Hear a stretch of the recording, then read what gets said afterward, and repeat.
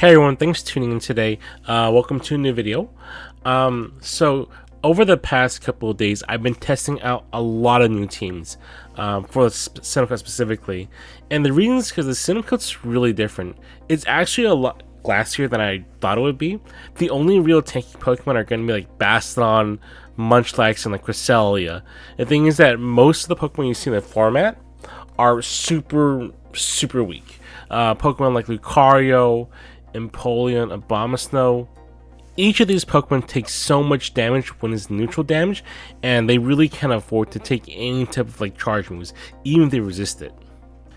So when I was building teams, I was trying to go with like heavy charge moves with closers like Electivire to see if that would work out.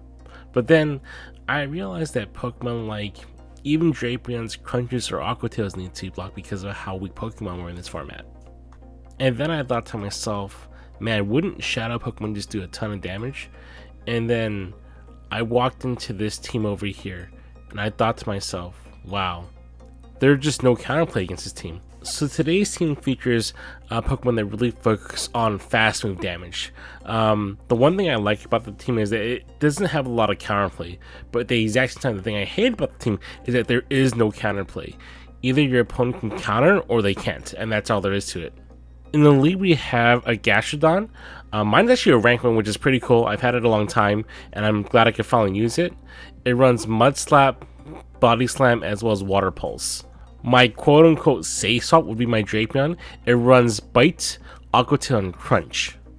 Following my close is going to be my Skuntank, and honestly, my Skuntank doesn't even have a second move. It just runs Bite and is a Shadow Pokemon, so it'll take people out before they even get to a charge move sometimes.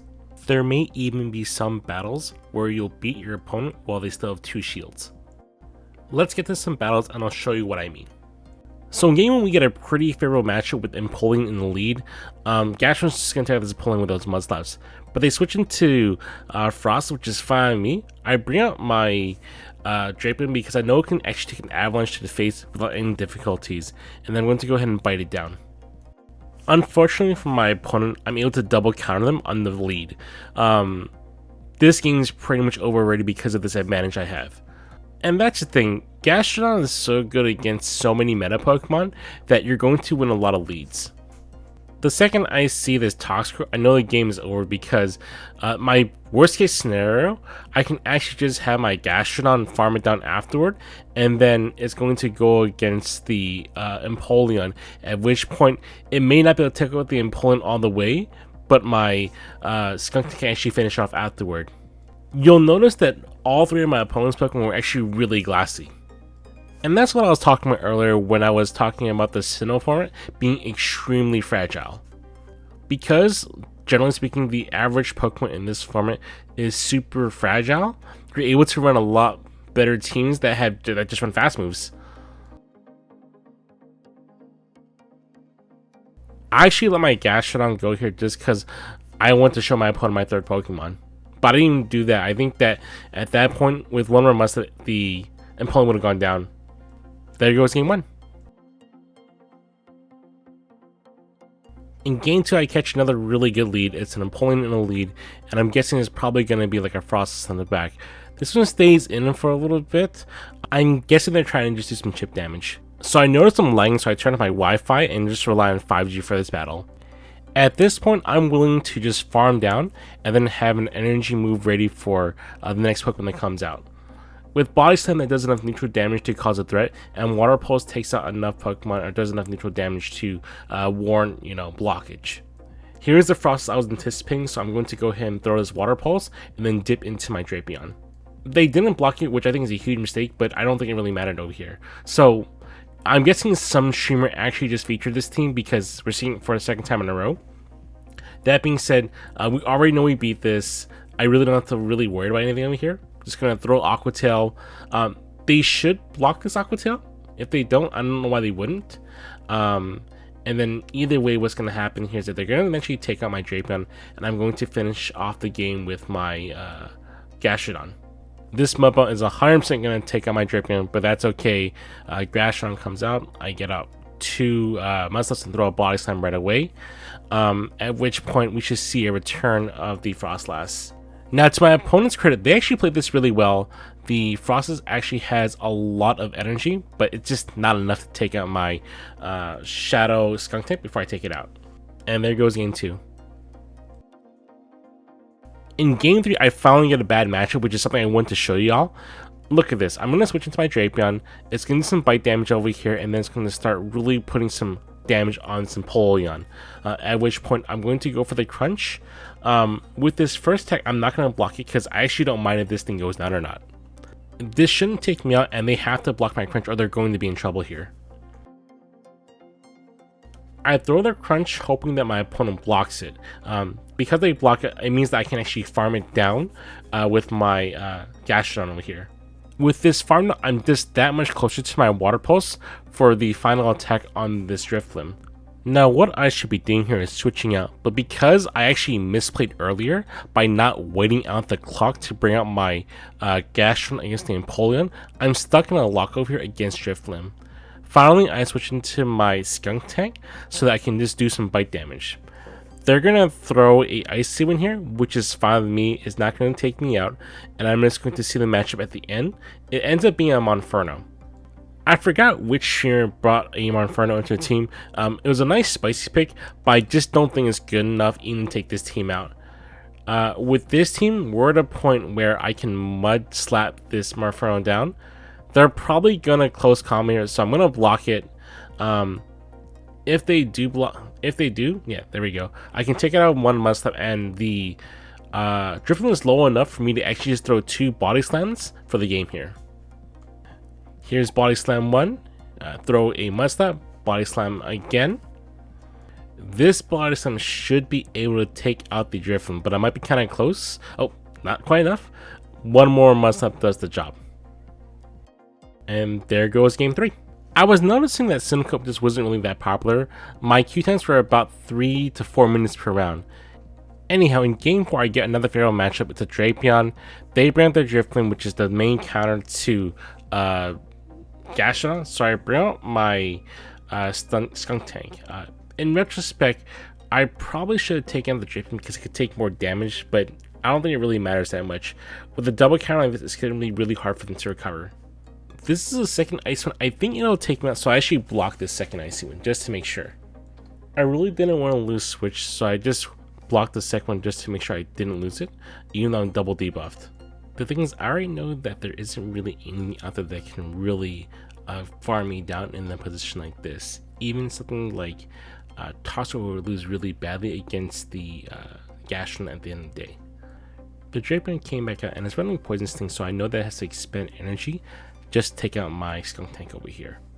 This Aqua should take out my Skuntank, so I bring out my Gastrodon away. They respond with a Cresselia, so I bring out my Drapion, and I'm just going to do the best I can to bite it down. I know they need to get 2 Moonblasts to take me out, so I don't block this first one.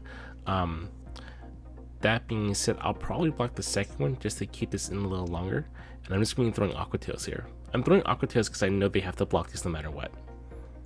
At this point, I know the game is over because they're not going to get to 3 Moonblasts before I can bite them down.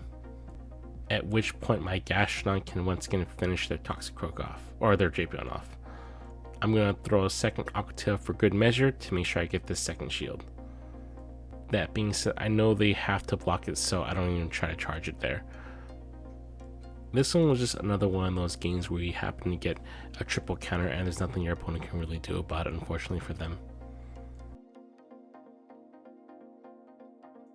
This body sense can be taking out the Cresselia. Oh, there we go. There goes game 4. So I had started recording this match, but unfortunately the first game that I went into was accidentally in the normal Great League, and this team just isn't that great in Open Great League, which is fine. I lost that game, and then I decided to go ahead and record 4 games. The last game I have is actually going to be the first game for my next match. I'll go ahead and still show it. That way you can see how easy this team can go 5-0. In the 2 sets that I played this team today, it went 8-1. I know that's a weird number, but once again, I didn't count the one game that I lost in Open Great League because I wasn't paying attention. I think the big power to this team is that it's easy to run because as I said, there is no counterplay to the team. You don't have to really bait that much. You won't be baiting at all, actually, just because they have to block your moves because of the fast move damage they're already taking. If they don't block the moves, they're going to be taken out by just fast move damage. Had to fast forward that a little bit, was taking too long to get a match. So in game 5 we see an air drift limb. I'm not worried about that, gonna switch right into my Drapion and do I kind of bite it down as much as possible. They switch into their Drapion, which is fine with me. Just gonna throw Aqua tails, but I'm not gonna block anything here. I actually think in this format poison is really weak, just because poison attacks don't really hit much. Poison is really designed to take care of fairy types, which in this format there really isn't any of. This form is primarily like a steel ghost type meta. Because it's a steel ghost type meta, both poison jab, poison sting, sludge bomb are kind of virtually worthless. I'm going to go for another Aqua tail. They did block the first one. I'm going to block this one just because I want them to expend one more charge against me, and I'm going to go ahead and try to get this Aqua tail off just to make sure that I can get the second shield here. I don't think they actually have to block it though, but they do anyway. I think they're trying to farm me down here, but that's just not really going to work out because I can actually bite it down. They go ahead and throw their move finally. I'm going to go ahead and block it because I want to just maintain switch. With switch 1, they bring out their drift limb. I'm going to respawn my Skuntank and I'm just going to bite it down. I'm not entirely sure what their third Pokemon is, but I at this point know for a fact that my Gastrodon does not have to see the drift limb, and that's what I'm really happy about. They're not switching it, which makes me think that their last Pokemon is actually weak against the Skuntank. But nope, it ends up being a good old-fashioned Empoleon, at which point I'm just going to go throw Mud Slaps at it, and then I'll probably throw a Body Slam to finish it off at some point.